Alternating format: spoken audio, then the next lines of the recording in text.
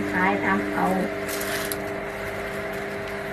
ตังไหมสภาพแต่มาถึงมึงมีตังไหมมีอยู่10 บาท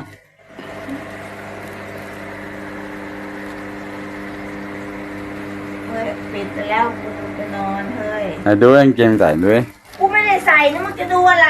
จะดูขนหมอยเหรอไม่เอาไปทิ้งเนี่ยสภาพห้องโอ้ทิ้งหลายครั้งแล้ว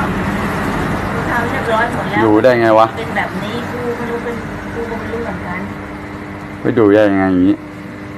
ก็ต้องอยู่ไงก็กูว่ากูทำเลี่ยมแล้วมันก็ยังรกไงมันเลี่ยมอะไรจะทำมันจะเลี่ยมเหรอไม่ต้องพูดหรอกกูบอกว่ากูทำเลี่ยมแล้วแค่นั้นแหละมึงไม่ใช่แบบนี้ดูสภาพโอ้โห